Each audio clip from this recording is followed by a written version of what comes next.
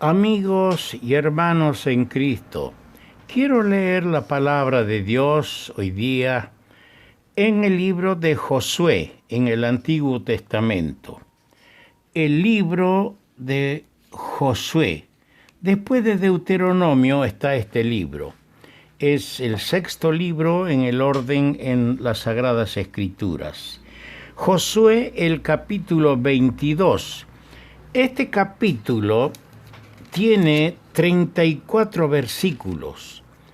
Por la amplitud del capítulo y la imposibilidad de ampliar el tiempo en este tipo de mensajes que se envían por WhatsApp, es que me veo limitado a leer solamente los primeros 10 versículos, pidiéndoles a ustedes que por favor lean en sus casas, de manera muy especial mis hermanos en Cristo, los que tienen la Biblia, lean el capítulo 22, todo el capítulo, con calma, porque van a hallar mucha enseñanza en este capítulo, que tiene, como dije, 34 versículos.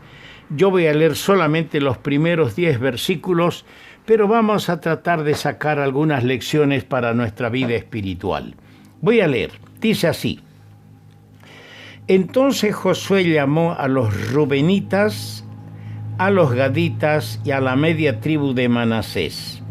Para los que no están familiarizados, quiero decirles, la tribu de Rubén, la tribu de Gad y la tribu de Manasés forman parte de las 12 tribus que componen el pueblo de Israel, que forman parte de la base de la sociedad israelí.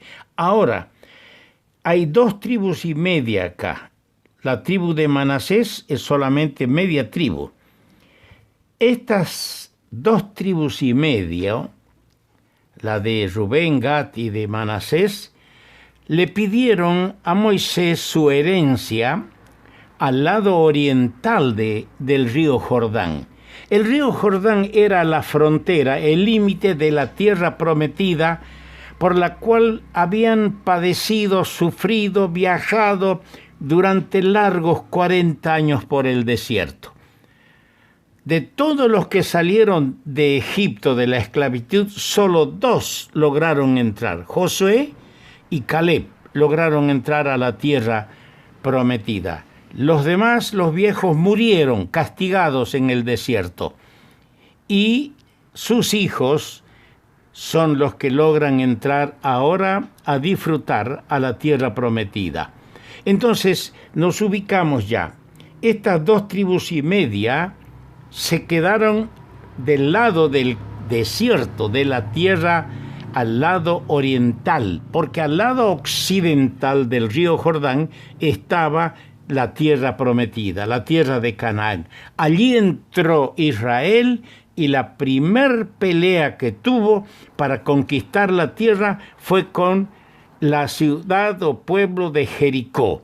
Es interesante que se lo lea todo este relato en el capítulo 6. Los que conocen la palabra rápidamente se dan cuenta de lo que estoy queriendo explicar. Bien, sigo leyendo. Josué llamó a los rubenitas, a los gaditas y a la media tribu de Manasés y les dijo: Vosotros habéis guardado todo lo que Moisés, siervo de Jehová, os mandó, y habéis obedecido a mi voz en todo lo que os he mandado. No habéis dejado a vuestros hermanos en este largo tiempo hasta el día de hoy, sino que os habéis cuidado de guardar los mandamientos de Jehová vuestro Dios. Ahora pues, que Jehová vuestro Dios ha dado reposo a vuestros hermanos como lo había prometido, volved, regresad a vuestras tiendas, a la tierra de vuestras posesiones que Moisés, siervo de Jehová, os dio al otro lado del Jordán. Solamente que con diligencia cuidéis de cumplir el mandamiento y la ley que Moisés, siervo de Jehová, os ordenó, que améis a Jehová vuestro Dios y andéis en todos sus caminos, que guardéis sus mandamientos, que le sigáis a él y le sirváis de todo vuestro corazón y de toda vuestra alma. Y bendiciéndolos, Josué los despidió y se fueron a sus tiendas. También a la media tribu de Manasés había dado Moisés posesión en Basán, mas a la otra mitad dio Josué heredad entre sus hermanos a este lado del Jordán, al occidente. Y también a estos envió Josué a sus tiendas después de haberlos bendecido. Y les habló diciendo: volved a vuestras tiendas con grandes riquezas, con mucho ganado, con plata, con oro y bronce y muchos vestidos. Compartid con vuestros hermanos el botín de vuestros enemigos. Así los hijos de Rubén y los hijos de Gad y la media tribu de Manasés se volvieron, separándose de los hijos de Israel desde Silo, que está en la tierra de Canaán, para ir a la tierra de Galaad, a la tierra de sus posesiones, de la cual se habían posesionado conforme al mandato de Jehová por conducto de Moisés. Y llegando a los límites del Jordán, que está en la tierra de Canaán, los hijos de Rubén y los hijos de Gad y la media tribu de Manasés edificaron un altar junto al Jordán, un altar de grande apariencia. Hasta aquí la lectura de la palabra de Dios, siempre con la esperanza y nuestras oraciones de que la consideración, la meditación, la reflexión que vamos a hacer de estas escrituras tenga como consecuencia lluvias de bendición para nuestra vida espiritual. Decíamos que la tribu de Rubén, de Gad y la media tribu de Manasés le habían pedido a Moisés su herencia al lado oriental del río Jordán, territorio que lo conquistó Moisés. Le fue dado con una condición, se les dio ese territorio con una condición. ¿Cuál era la condición? Que ayuden a sus hermanos en la conquista de la tierra. Y dice el capítulo 4, versículo 13, que de estas tribus, 2 tribus y media, 40,000 soldados subieron para pelear y ayudar a sus hermanos a conquistar la tierra de Canaán. 7 años de guerra en la tierra de Canaán. Han pasado 7 años que dejaron a sus seres queridos, soportando las durezas de la guerra, tanto los unos como los otros. Ha llegado el tiempo de cambiar la espada por el arado. Ha llegado el tiempo de gozarse en esas heredades que Dios les ha dado en el lado oriental. Llega el momento de la despedida. Josué, el líder, el conquistador, el caudillo de Israel, los despide con su bendición y llevan buena parte de los despojos de la guerra, de lo que quitaron a los enemigos que vencieron ahí en la tierra de Canaán. Yo quiero que en nuestra meditación veamos 3 cosas. Primero, la primera cosa que vamos a ver involucra 5 cosas para decir. La exhortación de Josué a estas 2 tribus y media. Lo encontramos en el versículo 5 que hemos leído. Ahí está la exhortación de Josué. ¿Cuál era la exhortación de este hombre fiel al Señor? Primero, que améis a Jehová vuestro Dios. Versículo 5. Amar a Dios. Ustedes saben bien que el primer mandamiento y el más grande es amar a Dios con toda tu mente, con toda tu alma, con todo tu corazón, con todo tu ser. Y nosotros amamos a Dios porque Él nos amó primero. Si yo no supiera que el Señor Dios me amó entregando a su Hijo unigénito a la muerte como el Salvador, como el sustituto, no podría amar a Dios. Y amigo mío, usted puede decir, tal vez sinceramente, que ama a Dios, pero si usted no ha conocido el amor de Dios, hecho claro en el Gólgota, cuando su Hijo murió como su sustituto para salvarle, usted no va a entender lo que es el amor de Dios, ni va a saber cómo se ama a Dios. Hermanos, queda permanentemente este mandato. Le fue dicho por Josué como una recomendación a estas 2 tribus y medio, que améis a Jehová vuestro Dios. ¿Y qué dice al final? De todo vuestro corazón. Amemos al Señor. Hoy hay mucha frialdad. Muchos hemos dejado de amarle. Hemos puesto un contrincante, una cosa en nuestro corazón que divide nuestros afectos. ¿Qué es? La familia, el trabajo, el dinero, las cosas materiales. Amemos al Señor, hermanos, por encima de todas las cosas. Segundo, la segunda recomendación era guardar sus mandamientos. Sí, el que ama al Señor va a guardar sus mandamientos. Es el paso inmediato. Tenemos que guardar los mandamientos. No nos burlemos de la palabra. No los califiquemos, los mandamientos del Señor, de primarios, de secundarios, de necesarios, y los otros de no tan importantes. Nuestro Dios es el Dios de las pequeñeces, y cualquier pequeñez, como un vaso de agua, es enseñanza. Un vaso de agua tendrá su recompensa. Nuestro Dios es el Dios de las pequeñeces. Obedezcamos todos sus preceptos. En tercer lugar, que dice que deberían andar en todos sus caminos. Los caminos del Señor no siempre son jardines floridos. Los caminos del Señor no siempre están con frutos hermosos a los costados para elegir. A veces vamos con lágrimas. Aún los que sirven al Señor irán dando y llorando, el que lleva la preciosa semilla. Sí, a veces tenemos que andar en los caminos del Señor sufriendo. Es el camino del sufrimiento, pero es el camino del Señor y no es el camino del diablo. Vale la pena pagar el precio por andar en sus caminos. En cuarto lugar, dice que sigáis, en el mismo verso 5, y que le sigáis a Él, que sigamos al Señor. Lindo es seguir en pos del Señor. No vale la pena hacer lo que hizo Pedro aquella noche, seguir al Señor de lejos. No sigamos al Señor de lejos. Sigámosle cerca, siguiendo sus pisadas, poniendo nuestros pies donde Él los puso. En quinto lugar, que le sirváis de todo corazón. Sirvamos al Señor.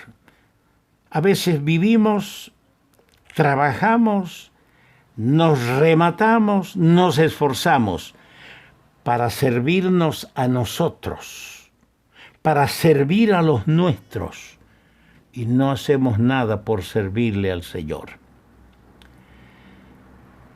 Quisiera acercarme a aquel momento cuando Josué les hizo estas recomendaciones y luego los vio partir.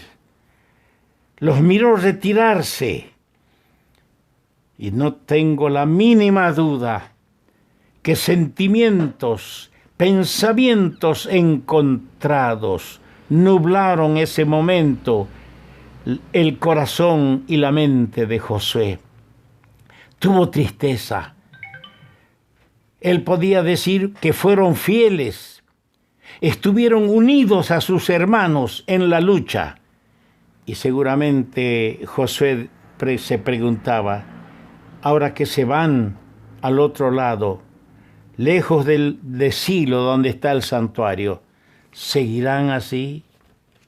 ¿Se mantendrán fieles al Señor lejos del santuario? ¿Cuántos cristianos se han ido lejos del centro de reunión de la iglesia y no han podido mantenerse fieles en la distancia? Estos hombres sembraban una duda. Habían sido útiles, pero yo creo que Josué pensaba mucho en ellos. El segundo punto, el peligro de malinterpretar los motivos de otros. Saben que no lo he leído, pero cuando los israelitas del lado occidental supieron que las 2 tribus y media habían edificado un altar de grande apariencia al otro lado, dice que se enojaron. Se enojaron y hablaron ya de ir a la guerra, de ir a destruir a ellos. ¿Qué cosa, no? Ellos, al llegar al otro lado, no edificaron ese altar porque eran cismáticos, porque estaban dividiendo al pueblo. No. Dice el verso 24, que en este mismo capítulo, lo hicimos más bien por temor. Temieron que su posición geográfica los separaría del resto de sus hermanos que estaban al otro lado del río. Edificaron un grande altar de testimonio, no de división. Lo que hicieron, lo hicieron con buenas intenciones, pero fue mal entendido, mal interpretado por sus hermanos. Los otros dijeron, es un altar cismático, de división. Se pusieron furiosos y hablaron de una guerra civil. Y aquí hay la lección, queridos amigos y hermanos. Cuán fácil es malinterpretar las cosas. Los que juzgan mal a sus hermanos, puede ser que el que juzga mal, critica, condena injustamente, esté cantando, esté predicando, esté adorando al Señor, pero no piensa nada en el gran daño que ha hecho a quien ha condenado, criticado y juzgado. Ese que ha sido criticado y juzgado injustamente, ese no canta, no está cantando, ese sufre, hermano mío, ese sufre. No hagamos daño con las críticas malignas, injustas, incorrectas.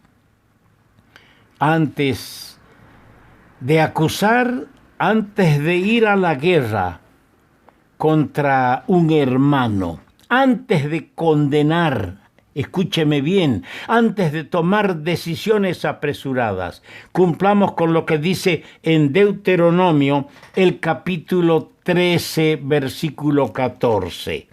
Allí leemos en Deuteronomio 13, 14 así: tú inquirirás, buscarás, preguntarás con diligencia, y si pareciere verdad, cosa cierta, que tal abominación se hizo en medio de ti, entonces irremisiblemente habrá el juicio.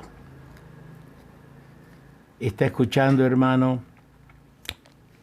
Este es el camino que debemos optar. Es peligroso malinterpretar los motivos, las acciones de otros ligeramente. No condenemos.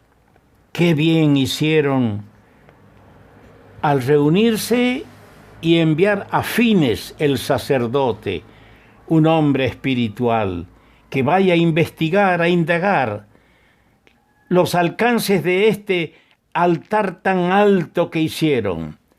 Las 2 tribus y media, con el altar de grande apariencia, querían mostrar más bien que eran del Israel de Dios, que no era otro pueblo, sino el mismo que estaba al lado occidental, el mismo que tenía su altar en Silo, el tabernáculo en Silo. Querían mostrar que ellos eran de Israel. Pero hay un pero. Estaban contentos con una vida fuera de la tierra. Esa no era la tierra prometida, era al otro lado, donde estaba la mayoría.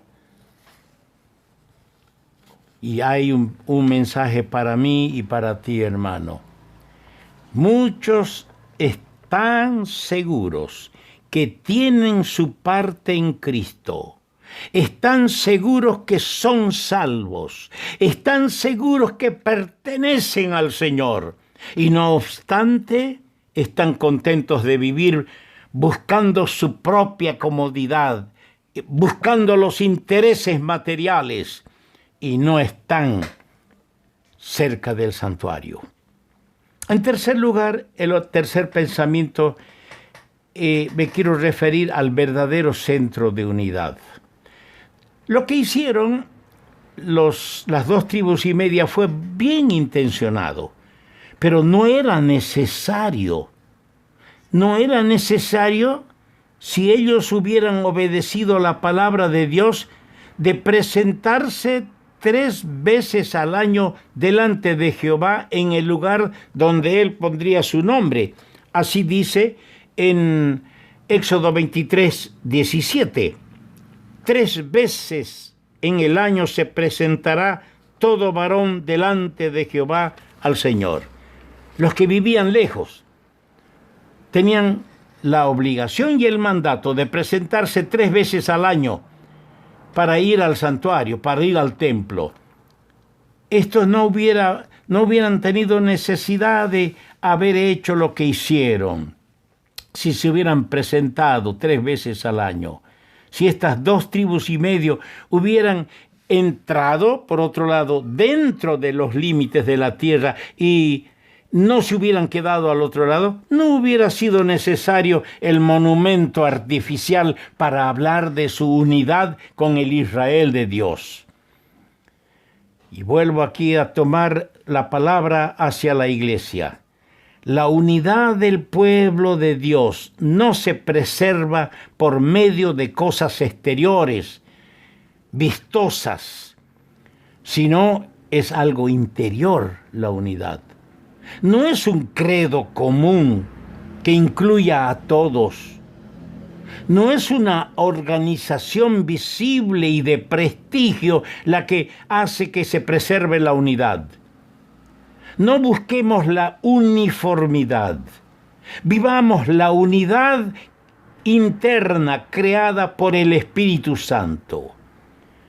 Y no olvidemos, queridos hermanos, porque hay mucha confusión, que la cena del Señor no es un sacrificio y que la mesa del Señor no es un monumento, no es un altar, sino un memorial y testimonio precioso. ¡Qué lecciones que el Señor da y les va a seguir dando si lo leen todo el capítulo y lo analizan en la presencia del Señor!